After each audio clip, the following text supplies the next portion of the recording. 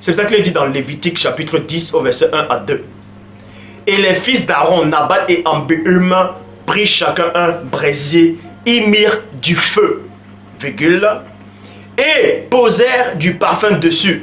Et ils apportaient devant le Seigneur du feu étranger, qui était en contradiction avec l'œuvre de Dieu. Alors le feu sortit de devant le Seigneur et consuma.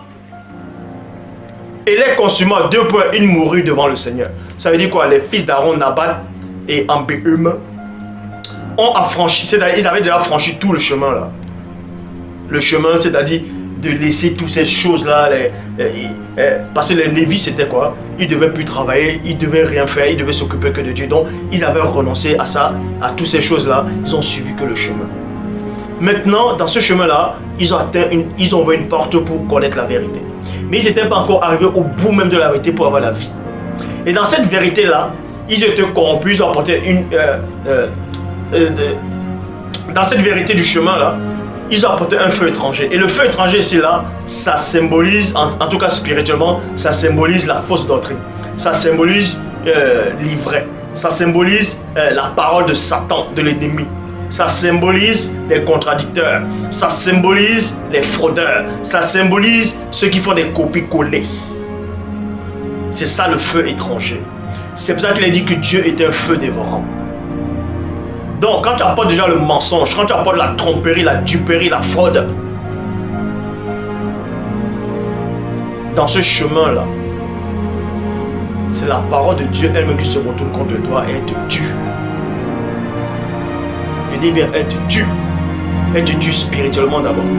Ça veut dire, tu n'es pas de Dieu. Tu sors. Tu es écarté. Donc, tu es mort spirituellement. Mourir spirituellement, c'est quoi? C'est sortir de la présence de Dieu. C'est l'absence de la présence de l'Esprit de Dieu.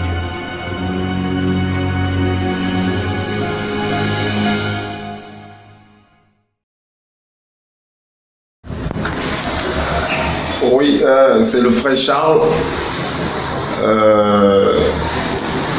Vous me connaissez déjà. Voilà, comme ça, je viens par cette vidéo rendre gloire à Tété Loba, notre créateur unique et véritable, en cette réalité du visible. Voilà, il a permis que ce moment soit. Voilà, je viens m'exprimer et je dis beaucoup d'encouragement et beaucoup de salutations à mes frères et sœurs guerriers et guerrières qui se battent également tant bien que mal depuis leur position. Voilà, et un grand coucou comme ça à notre Mouledi, le seul enseignant mandaté, initié, terrible guerrier, très fort dans le combat spirituel. Car si nous sommes aujourd'hui debout, c'est parce que on reçoit la bonne nourriture qui nous permet de pouvoir combattre et pouvoir tenir. Mes frères et sœurs, la famille, c'est sacré. C'est sacré la famille. Et on ne livre pas sa famille. Et le grand frère nous l'a bien enseigné. Parce que autrefois, on ne savait pas ce que c'est que réellement la famille. C'est vrai, physiquement, on a des frères et des sœurs, mais premièrement, c'est spirituel. Car c'est le spirituel qui permet que le physique soit. Donc, comme ça, notre grand frère, continuellement, nous enseigne à connaître les mystères de la famille spirituelle et tout ce qui suit. Donc, comme je l'ai dit, un grand coucou à lui. Parce que si je suis ce que je suis aujourd'hui, c'est parce que le Père l'a permis à travers notre grand frère, le Mouledi, Zouloula 100. Oui, même comme beaucoup essayent de baisser la tête devant ce grand homme. Voilà. Donc, à mes frères et sœurs, de ne pas baisser les bras, puisque nous pouvons le constater que beaucoup qui étaient là et qui sont également à l'extérieur ont été d'une manière ou d'une autre contaminés, afin de ne pas connaître le mystère même de la famille. Voilà. Et par là, ils se sont accrochés à certaines choses qui ne permettaient pas un bon épanouissement dans la famille. Et du coup, ça a été un feu étranger et ils se sont retrouvés propulsés où ils ne pouvaient pas imaginer.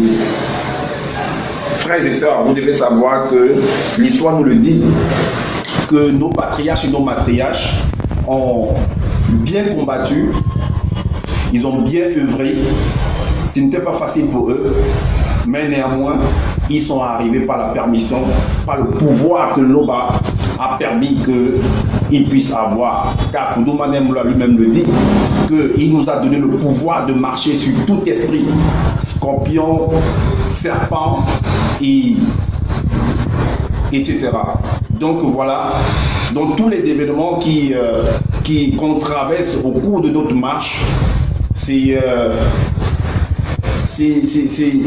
pour, d'une manière ou d'une autre, nous permettre de mériter ce dont nous recherchons. En gros, le but, c'est de quoi? C'est de connaître qui est réellement l'Oba, d'arriver dans la grande cité, le grand ordre des choses.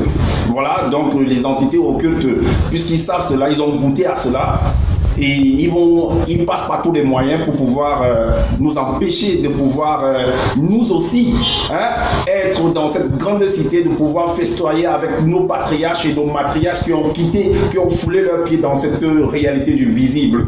Et comme on l'a dit précédemment, qu'il y a eu des frères et des sœurs qui ont été également dans cette grande famille de la bergerie Jean 832, qui ont goûté également à quelque chose de mystérieux et n'ont pas pris garde parce que l'enseignant, par la permission du Père, l'a toujours montré, l'a dévoilé, a montré les facettes de l'ennemi, mais à un moment donné, ils n'ont pas pris garde, ils se sont laissés aller dans ces choses qui ne permettent pas leur l'épanouissement d'un homme spirituel. Et ils se sont retrouvés où ils n'imaginaient pas. Voilà, et du coup, ils utilisent en fait leur frustration, l'effet de ne plus faire partie de cette grande famille pour pouvoir introduire, pour pouvoir envoyer des choses pour déstabiliser ceux qui sont là, les enfants qui sont là dans la famille, et aussi empêcher ceux qui espèrent un jour faire partie de cette grande famille. Ben voilà, on peut nous-mêmes constater tout ce désordre, tout ce bruit, parce que vous voyez le bruit qu'il y a là dehors, trop de bruit, et c'est les enfants qui font trop de bruit, les enfants qui sont trop de bruit, les enfants qui n'ont pas été réellement affermis par la nourriture, par le lait maternel, par la nourriture solide. Donc voilà, évitons nous qui sommes là, avec toutes les fortifications qu'on reçoit du Notre Moulé dit, de ne pas apporter un feu étranger dans notre famille, parce que c'est sacré la famille. On ne vend pas sa famille. Et lorsque nous sommes membres d'une grande famille, d'une famille royale, on se bat pour préserver l'emblème. On se bat pour préserver le socle même, la dignité de notre famille. Donc, et pour cela, on se bat pour être debout, afin de ne pas ramener un feu étranger, qui d'ailleurs pourra nous consumer. Parce que quiconque pense vouloir combattre contre la parole, puisque la parole c'est un feu dévorant, ben il va se brûler lui-même. Il va se brûler lui-même. Et il perdra sa position, il perdra son couronnement. Voilà. Donc, c'était une fortification et beaucoup d'encouragement à mes frères et sœurs qui œuvrent, qui traversent des moments. Ben, c'est normal parce que nos patriarches également ont traversé, et nos matriarches ont traversé ces moments. Puisque nous savons tous que la parole le dit, qu'on ramènera l'état d'esprit des patriarches et des matriarches des temps jadis à l'état d'esprit des enfants de cette génération. Donc vous voyez que c'est une reproduction. Donc c'est normal, c'est normal. Il faut mériter ce dont nous recherchons. Il faut mériter. Et pour cela, il faut avoir une bonne sanctification, un bon respect des règles, des préceptes de la loi qui nous sommes, dont on reçoit dans les enseignements. Donc c'est ça l'éducation. Et l'éducation, il y a tout un cycle. Et dans ce cycle-là, il faut traverser des temples, il faut traverser des sanctuaires. Et tout ça, il faut bosser dur, il faut transpirer. C'est comme quand tu vas dans un champ, ben, tu as besoin de creuser, de fouiller, de bêcher et d'introduire la semence. Et plus tard, d'attendre des fruits, des bons fruits. Donc voilà. Beaucoup de remerciements, beaucoup de fortifications. Merci comme ça au grand frère Zulu Lassan. Et merci à vous les frères et sœurs qui ne baissez pas les bras, qui ne vous laissez pas abattre par ces bruits qu'on entend là dehors, bruits par des petits enfants. Voilà. Donc si nous aspirons à être des grandes personnes, ou que nous jugeons que nous sommes des grandes personnes, alors demeurons des grandes personnes, et l'Oba se glorifiera toujours en nous. Voilà, ainsi soit-il.